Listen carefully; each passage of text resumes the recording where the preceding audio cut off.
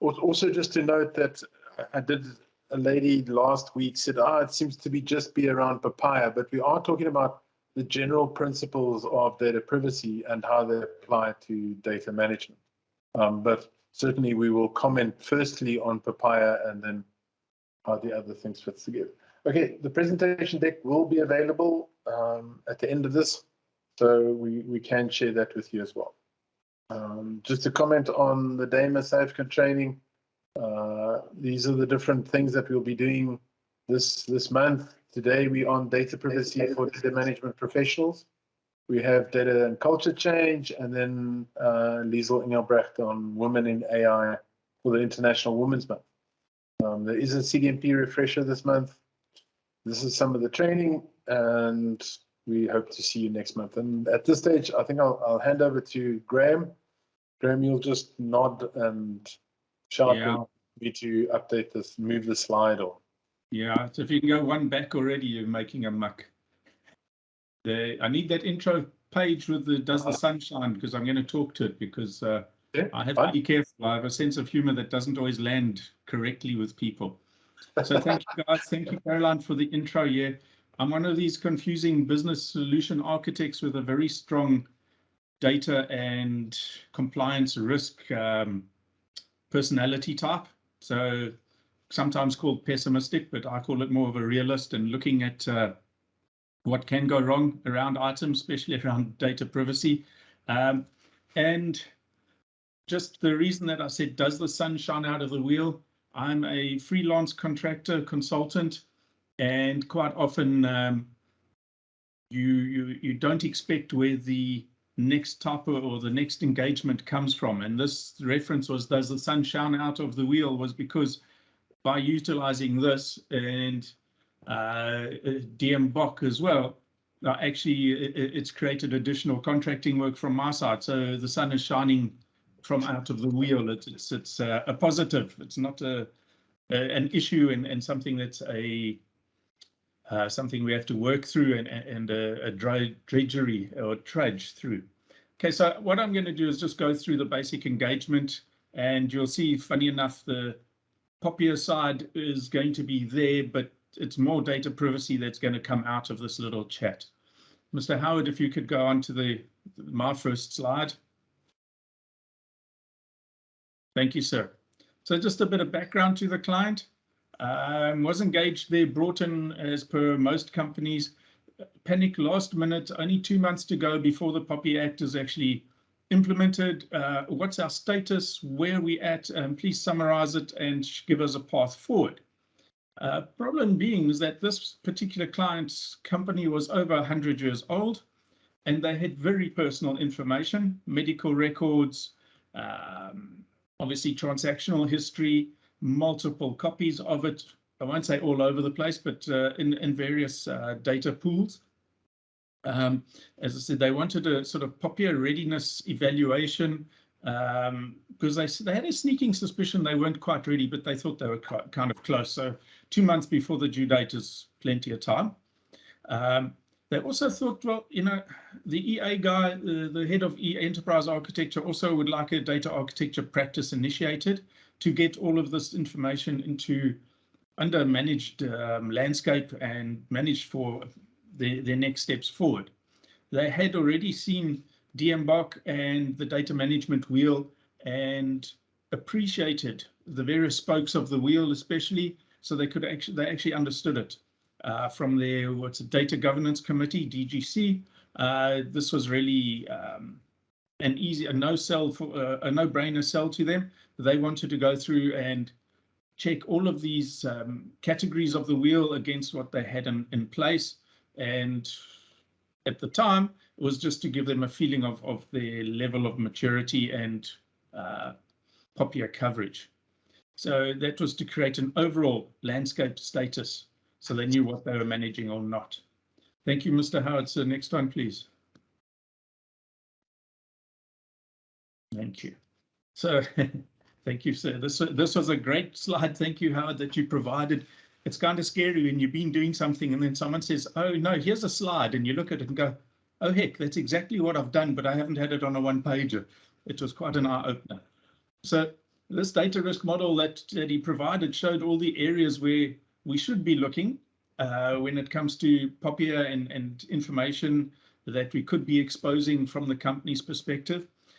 When you go through each of these little bubbles and environments and areas, you start to realize how much of the client's data and data landscape you're starting to get exposed to. And then you start to realize, and this ties in very nicely with that comment that Howard said about some lady saying this is only POPIA related discussions. Yeah, your POPIA is the foot in the door, because once you get in and you start to ask these sort of questions around all of these various areas, you highlight items that are at risk, which are not necessarily POPIA, but it's just general data governance. That's what's the level below weak, non-existent. And yes, you start to say, gentlemen, we need to address this, or ladies and gentlemen, we need to address this. And it may not be part of my engagement from the POPIA side, but all of these areas have got potential exposures.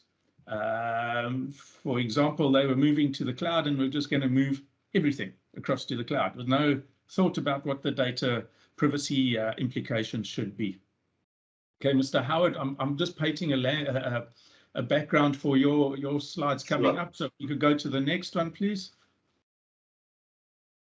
Okay, so this is what I call the sun and the surprise comeback. Is that 3 weeks ago, contacted by same client saying, can you come back and review the data maturity of all the business units, pretty much as engaged previously with a POPIA hat on, and then provide a data management recommendations to mature them to an acceptable level and create a roadmap or a growth path for it.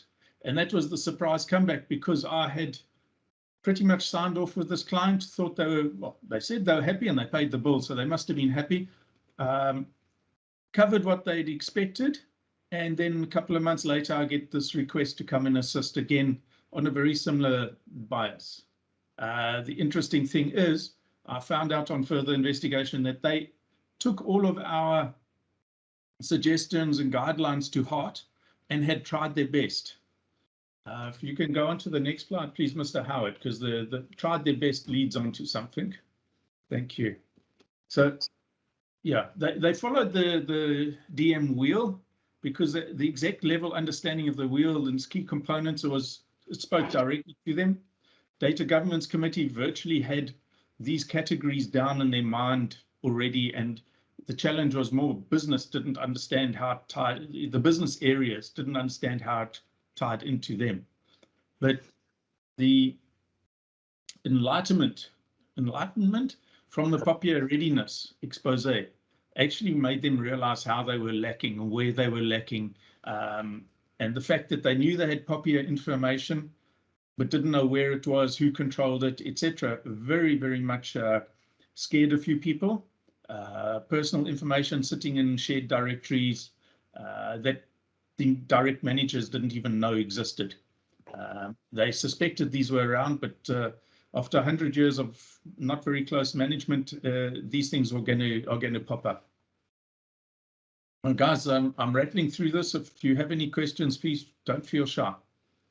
Okay. And just a comment from my side, Graeme, you do everything you're saying now is applicable to GDPR. It's applicable to basically any data privacy law around the world, in terms of what information do you keep about the data subject, and where are your potential breaches and or your areas of where you haven't received the appropriate consent. So I know we keep mentioning POPIA, but again, we feel from a data management point of view, even if you're operating in South Africa, if you're dealing with a European customer or a Canadian customer, wherever it is, you still have to apply these principles. Yeah, I think, and we're leading to my final slide, which covers the fact that, you know,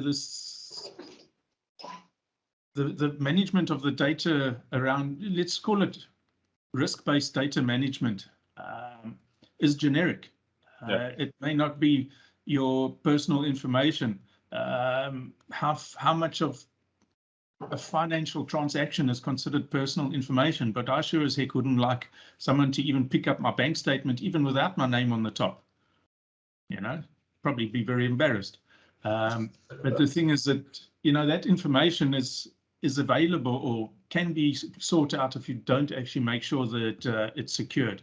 And that ties back to my sort of pessimistic approach, is that if you have some information that could be considered sensitive, be sure that you've secured it in some way or the other. Be sure you know the controls around it. Then, so Graeme, there was a question from Celeste to say, and maybe you can or can't, did they address some of the change management and the culture with respect to data privacy within the organization? Oh, yes, they did. Okay, this is a little bit tangential, but yeah, the Poppia findings fired up around about 15 sub-projects, Wow. which were given off to, they weren't massive. They were little tasks that they could complete in-house, which were then given to the various responsible parties to manage and bring to closure. And that actually was quite nice in that it highlighted within the business units what changes needed to be done, and the changes were done by the people in said unit. So their mindset was shifted, and they saw what the potential exposures were sitting there. And yeah, without going back and doing an audit sort of 6 months or a year later, one makes the dangerous presumption that they have changed the way they actually approach things, or approach information, as opposed to sort of systems and controls. Those were perhaps the easiest thing to put in place, was actually the system-based controls. Right. Okay. Thank you. Does that answer your question? Yes, yeah, thank you. Yeah, okay. Adam's got a question, a point as well. Adam, if you want to maybe jump in and just explain the incident that you saw. Yeah, this happened a few years before data privacy was really even raised as a significant issue. There was an incident that happened in a grocery store where a woman was shopping and she fell and obviously filed a lawsuit against the supermarket. Well, their attorneys went back. She was one of the, she had one of the memberships, the frequent shopper discount member cards. And they went back through her purchase history and they said, and this was in court in the discovery phase. They said, we seem to see a pattern of you buying a lot of alcohol. We think you might be an alcoholic. So how do we know you weren't intoxicated at that time? Sure. Yeah, a major breach of trust and sort of tangential to the purpose for which the data was collected, right? Yep, exactly. Yeah, and that's where privacy laws really do step in, to keep things on the even keel. So Graeme, now I'm wondering, based on that, I'm wondering how the new laws would impact similar situations. Oh yeah, you wouldn't be able to bring that to a court of law under a GDPR or POPI. The question though is that, and it was, I don't know if you're privy to our sort of intro discussion about about the televisions monitoring your conversation. You've got to say, well, what was the purpose, the intent of recording the information of the person's purchases? And if it was to highlight the alcoholics, why weren't they being stopped at the door? And why were you, Mr. Shop, selling alcohol to a known alcoholic? You can turn that on their ear quite quickly. But the purpose it was being stored for was discounts and marketing, not to try and change their personal behavior patterns. Yeah, there was a similar case in Ireland. Because the data protection laws were in place long before, or data protection regulations were in place long before GDPR. And they had a court case where, we were discussing it in the Computer Society, where 2 employees were fired and went to court over it and said they were unfairly dismissed. And the case against them was that they skived off from work by going out through the back door of the workshop. And the evidence that was given in the case against them was the CCTV footage of them leaving the premises. But the court dismissed that evidence, rejected that evidence, said it's not admissible because the notice that was given under for the CCTV footage camera was that this footage is there for security purposes. And so what the judge ruled was is that you can't then use it for employment, for disciplinary purposes against employees. So it's not there for tracking their movements; it's there for security, and therefore it's not admissible. So I found that quite interesting. Just when we state a purpose for data, that it must be relevant. But I think, Graeme, to come back to your point, what's interesting about those 2 examples is we can set up our data privacy program and set up our data ownership and say, right, these people own this data to do this thing, and this is the purpose. But then you almost get a new data owner somewhere in the business because somebody comes up with decides to use the data for another reason. Mm-hmm. And that kind of new data ownership, you want them to have the awareness of privacy as almost a built-in or baked into the business, so that when data ownership shifts, that the ownership for understanding the privacy impact shifts as well. Right? That you almost need and it shouldn't just be for a data owner or direct data owner. It should be any employee as part of the onboarding process should be made aware of data privacy and the importance thereof, and not just a token, as I saw potentially at the same client, or one pager where you just sign at the bottom that you understand data privacy. Yeah, but I think there's also a need for change controls, right? I mean, if you're somebody in the business who's now going to start tapping into a source of data or a data pool for your purposes, there should be some kind of change control that sort of says, well, you need to do a privacy impact assessment here. We need to make sure that you're using this data appropriately and that you are, that you're not moving outside of the boundaries of what was agreed with the data subject. Yeah. Oh, yeah. And they're actually doing it with one of my favorites that just came in. I couldn't catch the name. Sorry? There was a comment while you were talking that came in on the... Aaron. Yeah, from Aaron, yeah. Aaron, there's a lot of the I hate to say, because I think we're kind of classified together, the newer generation that has no concept, right? Yeah, of privacy. Yes, and also that, funny enough, was a study subject matter when I was at a large bank, roughly 10, maybe 15 years ago, before the concept of POPIA was really raised, and it was just from the bank's general privacy and let's call it data control fears, was that there's a generation coming who actually enjoy sharing data and have no regard for privacy around it, because they want to be show themselves as having access to this data, and it's a bit of an upliftment to themselves to show off what data they can get access to. And the problem the bank had is that, well, these people are now the young and up and coming employees. So it's not an external threat. And you just got to try and manage that internally as well. So the controls had to be revamped to try and manage that. Yeah, I think the ethics and the philosophy of privacy is another whole discussion. So Aaron, yeah, thanks for that note. And maybe I'll raise that as another discussion point for one of our future talks. I'm quite keen to stay on the topic today, if you don't mind, with Graeme. I don't want to get too tangential. Graeme, if I'm an organization that's looking at this, so basically what I saw out of this case study was how the DAMA, the data maturity became a broader conversation than just managing personal information. And I think this is something that every consultant has been saying, is that you can't manage privacy if you're not managing data. It's a very fundamental requirement.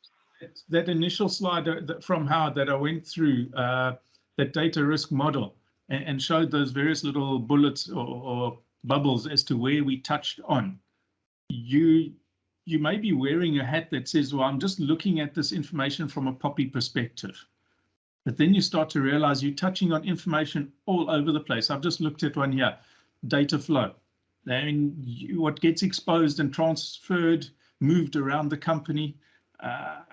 It's not necessarily just POPI information, but you could say, well, are we happy that what's flowing down the line, shall we say, is the minutes to a board meeting? It's not really POPI information, but it's company private or company secret, and it shouldn't flow through a normal channel. It should possibly not just be mailed from one director to the other in open format. It's all those sort of and I suppose it's much easier to talk about data flows of personal information if you understand data flows for all your information. Yeah. It's the thing is, you can't measure something you don't know. You can't measure something you've never measured or quantified or qualified. So you have to get that in place first to say, well, we'll start measuring this process or this flow, but there are these others which we'll get to next. And each one brings its own, I won't say it has inherent risks, but each one has risks that you need to look at. Right. Let me just go through the next two slides and then we can carry on to something generic. Sorry, Howard, not necessarily meaning your stuff's generic, but more special, and it's not pertaining to mine, because I can see I think it's an interest group that everyone's interested in, and therefore we go off on a tangent quite a bit. So I think it's fine. I think it's helpful to have, as we discuss the different points, people see the broader issue. Mm-hmm.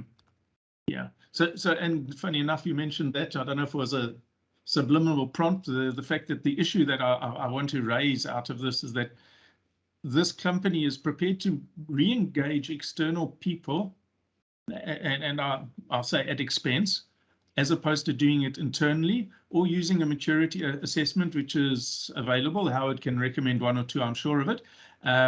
But what it highlighted to me was the fact that although they understand from a compliance perspective, the fact that they should have these controls in place, they have no idea how to measure their maturity.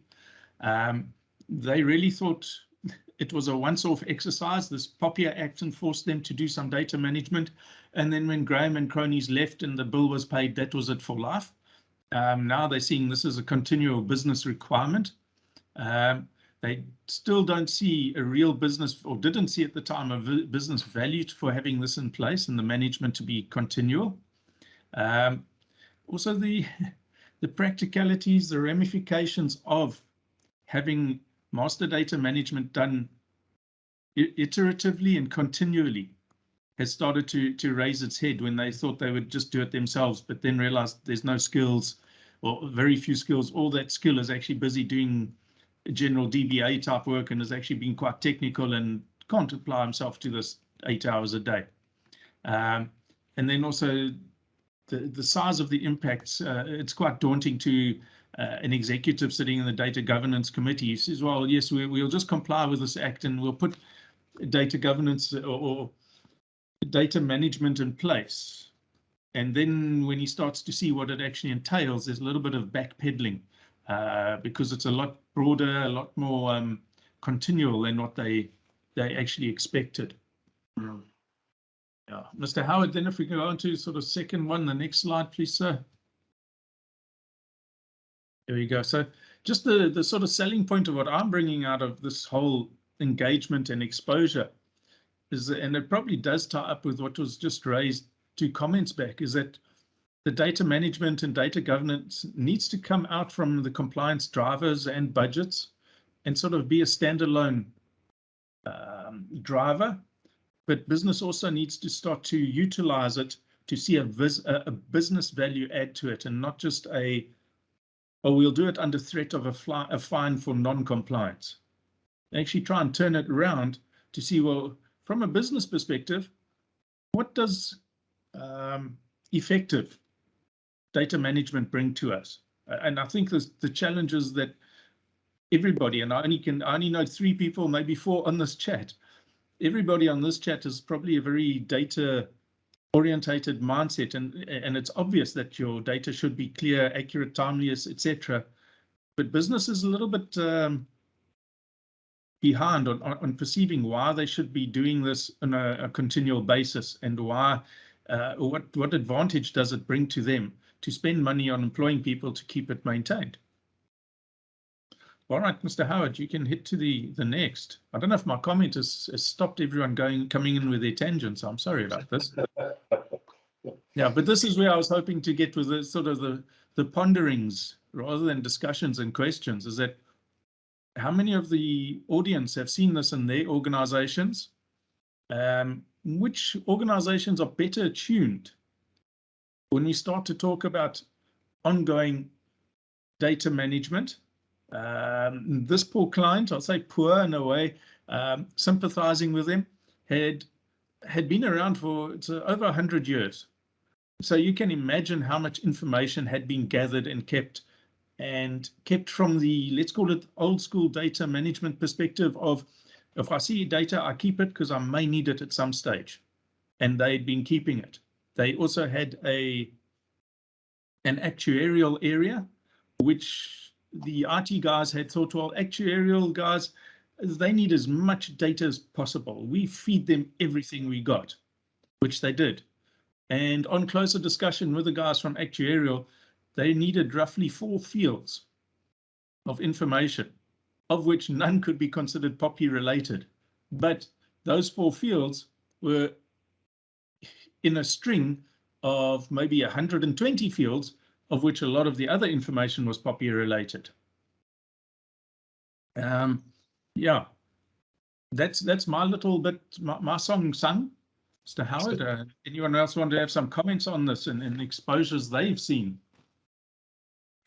Yeah, I think Adam's got a good point there. How often does the business believe that IT owns the data? Yeah, always. Yeah, and an analogy. Sorry, my video's not on. An analogy I like to use on that is, if you call in a plumber to come and fix a leaky tap or to install a new bathroom, you expect them to plug in all the right places to the right, so that you get the right quality of water in the right places, right? I mean, you care about what comes out the tap more than you care about what goes into the cistern. But at the same time, you don't expect them to be the person measuring the quality of the water. And you also don't expect them to be the person that understands exactly how all this water is going to be used. That if you don't tell the plumber that you're going to put your washing machine in the bathroom, he's not going to give you a point to plug the washing machine in, because he's not the guy using the bathroom, he's the plumber. And I think with IT, it's the same. IT hardware and software, in my mind, are the plumbing. And water, the water is the data, the information that's flowing through the plumbing. And you can't, as the homeowner, expect your plumber to understand how you're going to want to use your bathroom as a laundry or not as a laundry. So I think, yeah, it sometimes it helps us to give people that, because they and also I think people get what you're just saying about the DBA, like the one resource that understands data management is busy with technical DBA work.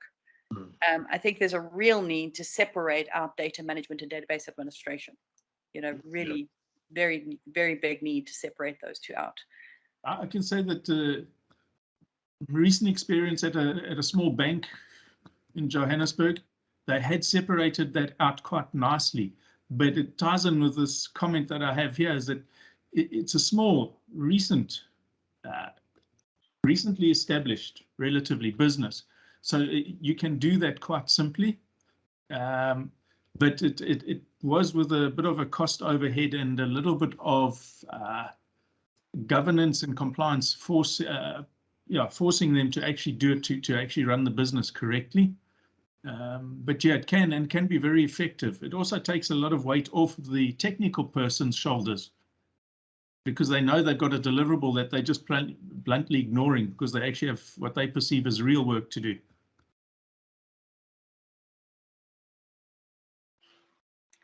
So Howard, back to your slide deck then. Okay. So ownership, it seems to me that's and this is very central for privacy. Accountability is one of the key requirements for lawful processing is that we have accountability. You know, it starts with POPI, it's very easy, it's information officer and boils down. And with GDPR, if you have, you know, you have to have a data protection officer assigned if you meet certain thresholds. But ultimately, somebody's got to be accountable for privacy. But even the person who's accountable for privacy isn't accountable for the data quality, right? They're there to make sure that data quality is on the discussion table and that it is maintained. But yeah, so the ownership, the question of ownership, I think, is, well, it's an issue, especially for IT tech. Yeah, it's a change issue. Yeah. And yeah, and you were saying there, are there better attuned businesses which come to mind? So in other words, businesses that are aware of the need for maturity in data management, Yeah, sort of approaching their privacy program as an addendum to that rather than the other way around. Yeah, using that to their advantage, to a business advantage, as opposed to I'm harping on it a little bit, but riding underneath the compliance banner the whole time, as opposed to turning it around and saying, hold on, you know, if we actually do our data management correctly, look at how our business can grow, or look how we can achieve something a little bit differently or more Well, I mean, we talk about data as an asset, right? We talk about information assets. You know, the King 4 code talks about managing your information assets and separates IT technology from information, and actually says that part of your governance needs to be, you know, yes, you must manage your security of your systems and your technologies, but you also need to manage the risks to your information. And they actually require, one of the requirements in King 4 is that you have an information risk register. And I don't know if that message has really boiled through. I mean, I've had a lot of conversation with Carolyn Chalmers, who's been setting up a Good Governance Academy for directors. And this question keeps coming up, you know, like when it comes to technology, there is a sort of an attitude of, well, that's a box I'm not gonna poke in, and somebody must handle it, and somehow data and information end up in the technology box. Yeah. And yeah, I think it's, you know, are there companies that have done a good job of this? I mean, are there some shining examples of companies that have realized how important their data is to their business, and that it actually does represent the customer and the relationship with their customers? And I think if we just listen to the Doug Laney chat that we had, and he's about to publish 200 use cases, Caroline, of where businesses have almost restructured themselves to focus on data products and data value. So there'll be, I think I think it's within the next month or two that he will actually release this publication of all of the businesses that he's worked with. And I certainly know some in South Africa that have done a similar thing. But these are real tangible use cases of the money, not just you know, sort of data as an asset, but you know, how far have they gone with it? So is that an organization sort of looking at themselves and suddenly realizing, wait a minute, we're actually an information business? Yeah. Or we should be, or we could be an information business, and that's maybe a business model that we haven't explored enough. And so that's pretty much the services that he provides at the moment, where companies realize that that's missing in their makeup. It's missing, that thinking's not there, and he goes through engagement sessions with them, showing them how to find the value in data, not just use that term data as an asset, but actually how do we derive benefit out of it. And he deals with all different types of benefits, almost like we know the ones where there's an efficiency uplift, but he also refers to ones where they've had a trading agreement. So they've actually traded with each other using data. So we really look forward to some of those use cases to analyze what people are doing to get the benefits that business need. And I think it goes back to Graeme's point of, if we see compliance as an outcome, then that's all we get, and there's very little or no value for the business. And it has to be turned around to being a driver to action to get it going. And I think Graeme's use case here, case study, is exactly that, where the compliance view has initiated an action to get going on these on this data management. Yeah, I do precisely. think, And also I do think there's a sorry, Graeme, just quickly. I think one of the gaps that I've seen in many privacy and data projects is, in my opinion, my very humble opinion, I believe that a privacy program should be ultimately owned by the marketing manager or the marketing director. Because if it, with privacy specifically, right, it's got to do with relationships with people at the end of the day. So data management it sounds a lot more techy. It sounds more, and until you say, for example, the data you're talking about is financial data. Now suddenly we're going to be super mature about that because we really care about the money, right? Then you talk about privacy management and you're like, well, what we're talking about here is data about our customers. And oh, wait a minute, our marketing and customer relationship people have a huge vested interest in those people. So they should be involved. Is the problem not this, just that data management is so generic that it doesn't have a home, because you can't, like, isn't it better to talk about what the data represents? Like if you talk about procurement, for example, I saw in a company once that did a huge they globalized, they did a massive master data management project because they realized that if as a global group, they did their procurement, if they could align their procurement under the sort of understand what they're purchasing worldwide and normalize all the bits and bobs that they had to buy into a single list of known entities, that they could do bulk purchasing globally, and they realized how much money they could save. Suddenly purchasing, like procurement, suddenly became super interested in data management. Yeah. But isn't that a case of target? I've sort of noted it down here as my own little catchphrase now, a target language. And it ties in with something Howard's been lecturing on as well, is that it's how you talk about that data.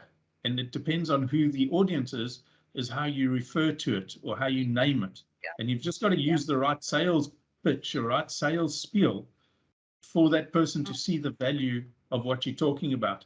And if you keep on using techie terms, the CFO will step back and say, hold on, that's far too technical for me. Get the CRO, get the IT guys in at this. And vice versa, if you're starting to talk financial type terms to the CTO, he's going to back out and call the CFO in, even though you're talking about the same information below it. Yeah, it is a problem. Howard, do you want to talk through the fascinating new little slide here for the last 5 minutes? Yeah. Yes. Okay. 5 minutes. All right. So, Graeme, thanks for that.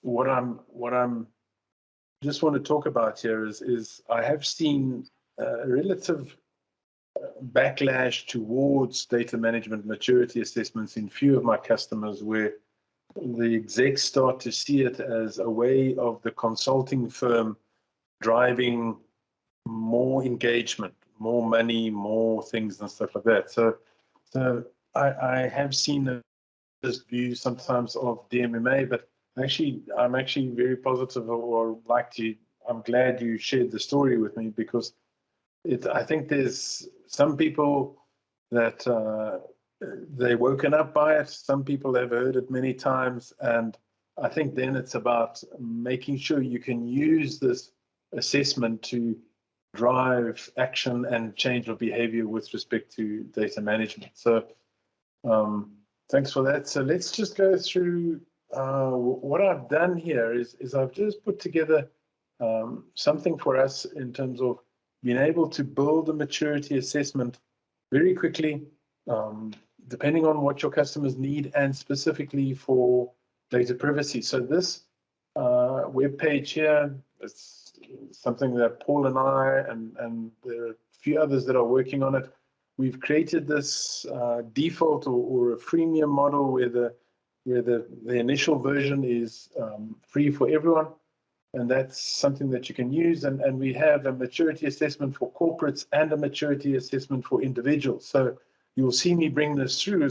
One is saying, how's the corporate doing? And the other one is saying, well, what skills do we have inside the business to be able to pull this off?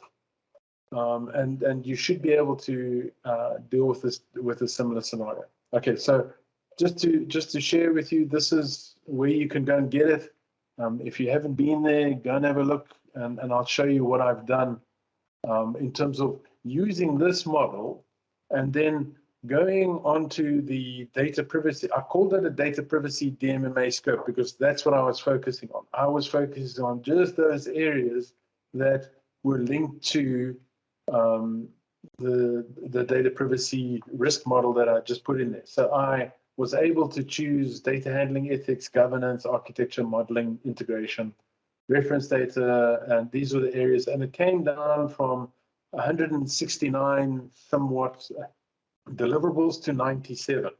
Okay, so that was the important thing is when you choose that scope properly, you can certainly bring the deliverables down. Now, what was interesting to me, and I used this slide, and I can see there's a few people from Saudi here, is I use this slide to explain to people that we can not only use data maturity as a stepwise improvement to get better at data management, but we can also use it as a stepwise improvement to achieving compliance. So a lot of the times when you see it, you've got level 0, it's absent. Okay, for example, we don't have a data strategy. We don't have a policies and procedures and a data flow. We just don't have it. Now, what has to happen is to become compliant, you need to get to what I refer to as the defined level. This is where things are well defined. We understand what's going on. We understand how to do it. Now, what's interesting is we shouldn't stop there, because what we then should be doing is how well are we doing in compliance? Okay, so there's actually a progress that we can go from level 3, 4, and 5. So how well are we doing on the data management? So that's how the scale can be used. That's how you can present it to the execs in terms of what are we trying to achieve. But I like this one in terms of saying, well, by this time we need to be compliant. So let's say you've got a year or 6 months. So how long is it going to take us to get to ad hoc, repeatable, defined? Because what I can promise you, if you're absent, you're not just going to jump to defined tomorrow. That's going to take some time. So you have to get yourself on the wagon. So here's an example of what I've done in terms of listing all of the knowledge area, the activities and the deliverables, and just to show you how I can further scope the data privacy scenario by using the deliverables. So for example, a data strategy is not important to me from a data privacy point of view.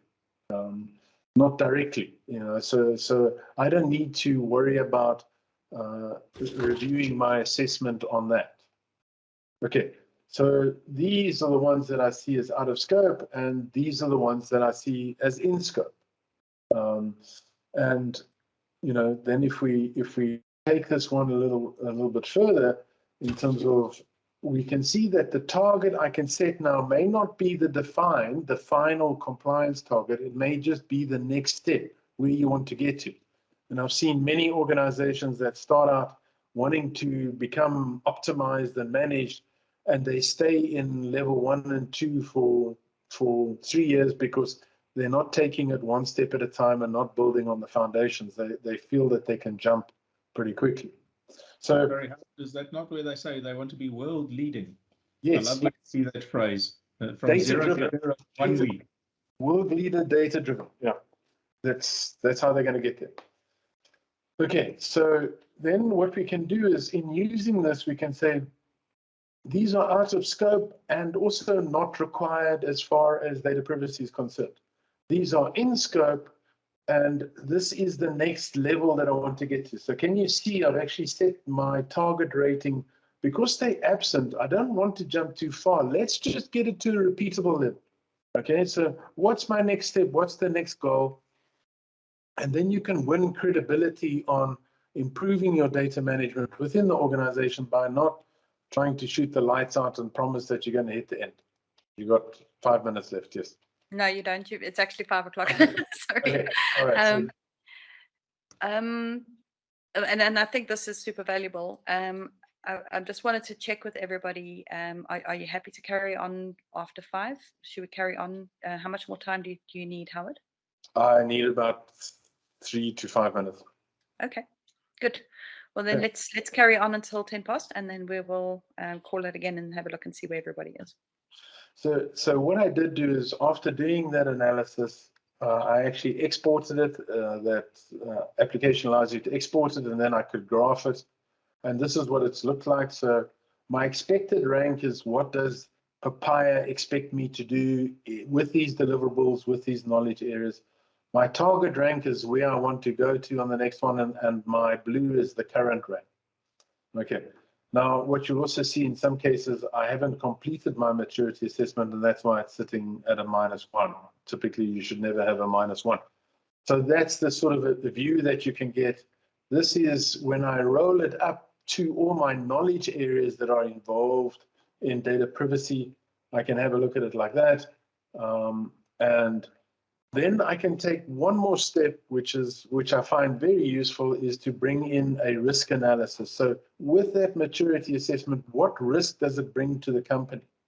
And I can bring it in by deliverable. So what I have just a really quick thing is to say, if I'm more than two or more levels away from where I need to be, I consider it to be a risk.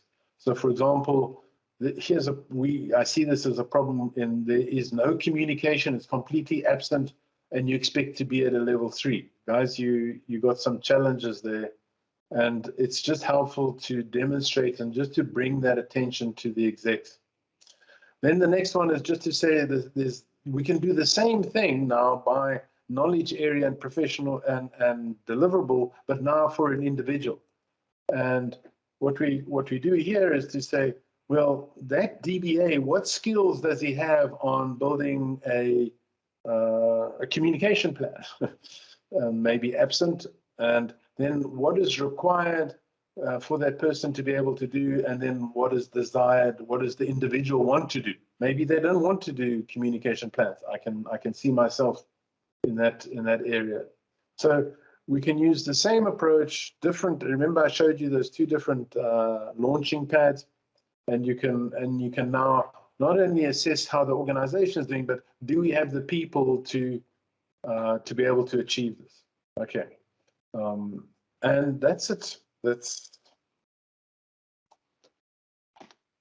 Okay, so that's super useful. So that's basically what you've done, is you've taken the DAMA wheel, applied a maturity rating to it. Yes. To create a measured roadmap of we need to achieve this to that, Yes. and then have agreement on what your targets are, and Yes. then using those the different, your sort of gap between where you are and your target as a way of assessing the level of risk that you're carrying in the organization. Yes. Right. Yeah, and I think that's very helpful. Because I think often communicating to senior management, I think, is one of the hardest things to make it relevant. And there's a question from Celeste around, should a maturity assessment be done annually? What would be the frequency of running something like a maturity assessment? Wow, and so that was part of that. So I've just been working in Saudi. Caroline, they have to be compliant at the end of this year.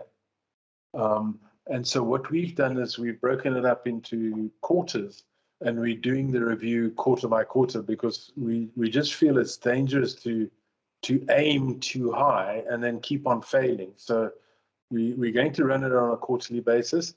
I would also think, so for example, if you have an ambition to become Papaya compliant, I know that you're behind the curve, but you're not going to switch it on tomorrow. So when is it going to be ready? And then you want to be able to give your information officer some feedback on a basis that we're making progress. Yeah.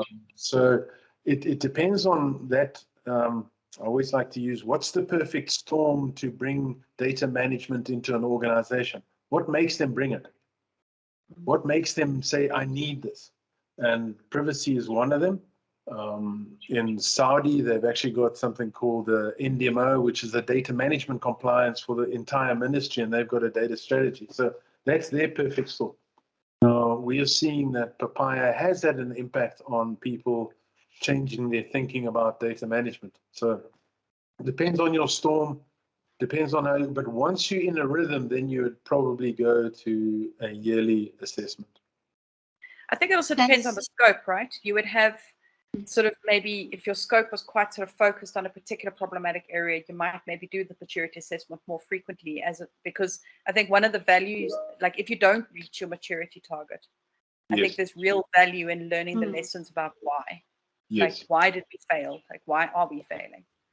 But doesn't it also, and I think, if you turn it to the business advantage, there'll be a greater motivation to chase that maturity as opposed to do it as a tick box exercise and consider it done. Yeah.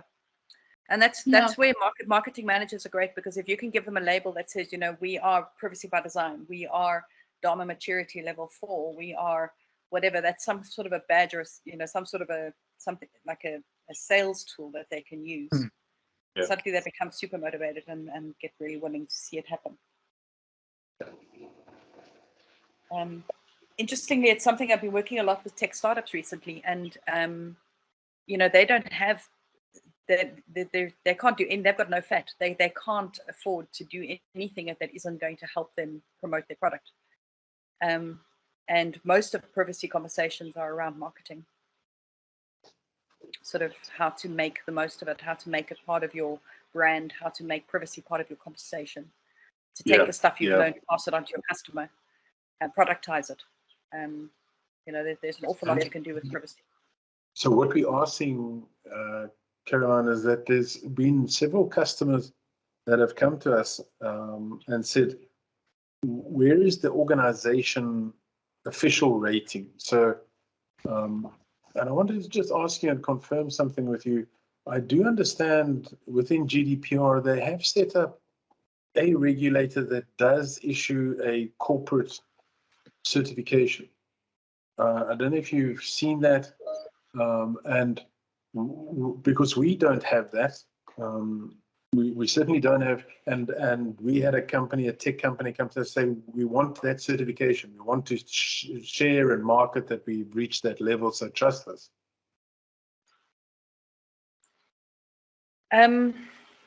Yeah, you know, certification means that you've got a standard that can be applied consistently and has a measurable outcome. POPI is an ethics-based law. You can go to the information regulator and ask them to assess your privacy program and tell you whether or not they're happy with it. Sure. You know, but that would be very much on a case-by-case basis. It's not as simple as a certification. But I will have a look and see about that. If you send me the information about that certification, I'll have a look, because I mean, so for example, I do ISO 27701, right, which is a privacy standard, international standard. So when that gets audited, there are auditors that audit the auditor, and there's a whole international body that agrees this is the baseline of what the minimum we should achieve, and it's a capability model. It's not maturity; it's capability. It's like it's saying, do you do these things? It doesn't ask you how well you're doing them or how efficient you are at it. Right. Right. And compliance with the law is open to interpretation. You know, once you get case law comes in, you know, now they're busy redefining what it means to be a responsible party, or what to be under GDPR, to be a controller. The recent law cases that came through in February are asking very serious questions about how do you define a controller, and with that case law, that shifts things. What is the standard then? But I agree there should be a minimum. There should be some sort of tick list at least says, you know, these capabilities should be in place. Yeah. And especially when you are outsourcing some of your processing, you still need to take responsibility that capability is with the processing party. Yeah, we had that. Funny enough, with this client, I was in this example, was the fact that they didn't have to worry about the POPI information, because they're moving it to a certain data cloud provider who had GDPR compliant certification. So therefore, their POPI fears were null and void. They could just move it over to this person or this party. Well, the EU courts have just ruled that you literally can't, you literally almost what they're saying is you can't send any personal information to the United States to someone like Google, who's considered to be a electronic communications company. So it's the problem with certifications is you know, compliance, because we talk about compliance management now. We're not even talking about data management. Yeah. And compliance management is a risk management exercise. So it's compliance risk management. It's an ongoing thing, and you've got to constantly monitor it, because it's not a standard. It's not like ISO where the standard is set and it's set. You know, there's case law coming through. There's new interpretations coming through. They're digging deeper now into advertising technologies. And yeah, so it's a bit dangerous to kind of go, well, this is done, tick, move on. And you definitely cannot outsource your data management, your privacy management. Yeah. You can't outsource your computer. That would be like me saying, well, I've hired an accounting firm that are top-notch rated in some, you know, ethics thing, whatever. So therefore, my company is free of fraud. We have absolutely no fraud. We can't, because we've hired this company. Yeah. Yeah, not gonna work. Yeah, but I suppose that's where the CEO is going to go first. First is, how do we get rid of this problem? Because they don't see the benefits, and then after a while they start to recognize that there is no way out, and they've got to go through it. Yeah. Adam, do you want to jump in and make a point here about what you're saying about compliance regulatory data testing? Yeah, I was actually part of twice a group at major U.S. bank. Obviously, I'm listed on my LinkedIn profile, and we started off just doing the default countrywide loans after the 2008 meltdown. A lot of DOJ oversight and everything. We stood up such solid processes and procedures that after 2014, senior risk management decided that they wanted to adopt that process for all regulatory and compliance tests conducted internally and externally throughout the bank. And they created a new group called the Enterprise Independent Testing Group that was independent. It was under risk management, but it was independent of all the LOBs. So we got all their tests, assessed them for the standards we had established, and started pulling the data for them and executing the statistical analysis population on them to send them back to the lines of business to have their testers test those randomized records for compliance. Because I personally found ones that were the instructions were literally choose 10 records to test, which can be considered cherry picking, big red flag there. Choose 10, yeah. So, in the organizations that I'm working with, I'm trying to see if I can't get that same kind of standardization adopted, where it's independent and there are certain minimum standards that have to be complied with before a test or the way the data is acquired is acceptable. Well, I think this is one of the reasons I find privacy so fascinating, because it brings together, things like your data management and data governance and your compliance management and your risk management. And then things like internal audits and even quality management can play. Somebody has ISO 9000 and have a quality management system set up. That can help enormously with the privacy program, because the disciplines and the competencies to manage internal audit are very useful for something like privacy. Yeah, and it was very interesting, because being a multinational country, we had GDPR issues coming up, and local regulatory. Like, we had personnel on the Isle of Wight that we had to do compliance on, Mm. we had to notify them. They were the only ones that could access that data. It wasn't cross-border. There's no cross-border allowed. So we had to notify them that this had to be done and it had to be executed by them. So there were exceptions to it based on geographical location. But for everything that was based here in the US, it was all centralized. And I think the big thing that happens with that is that people say to me, and I'm sure you saw this, was, okay, you've told me that we have to do this. This is the standard. This is the requirement, the compliance obligation. How do we do it? And I think that's where the DAMA wheel fits in really well, because it tells you how to do it, right? How to manage data. But then on the same token, people say to me, where must I start? And my answer to that is risk management.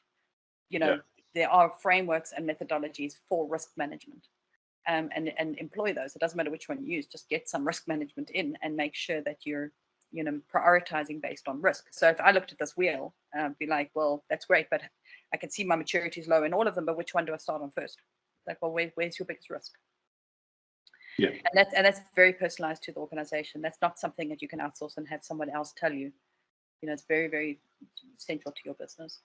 Yeah, no, what we do is we use the results of the DMMA to input into a SWOT analysis that links it to the business and say, okay, where are your biggest challenges related to your capabilities within delivering value to your customer? And that's when you start to get the right level of assessment, but then it's also your, as you say, it's the riskiest risks within the privacy that also should guide that as well. Yeah, for sure. And compliance monitoring is a thing. The Compliance Institute of Southern Africa have a framework called Generally Accepted Compliance Framework, GACP. Generally Accepted Compliance. GACP. GACP. Yeah, Generally Accepted Compliance Principles. Okay. I'm going to go with that. You wouldn't say that I've like got 2 or 3 certifications in it, but yeah. So it's really cool because it kind of brings together. I mean, obviously for if you're a very large financial organization or whatever, or insurance organization, you're going to have compliance officers that study this stuff and work with it. But if you're a small company, you can take some of the ideas and the concepts and work it a lot more. So Paul's dropping off. Cheers, Paul. Thanks for the time. So yes, I suppose what it boils down to me is that it's multidisciplinary. We have a lot of these frameworks in place, like the DAMA wheel, that we should learn from and we should leverage.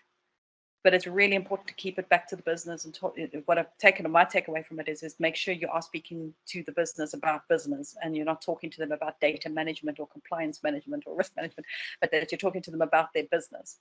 And that you're translating this there for them, and that the maturity assessment would be a nice way to make it measurable, which always helps.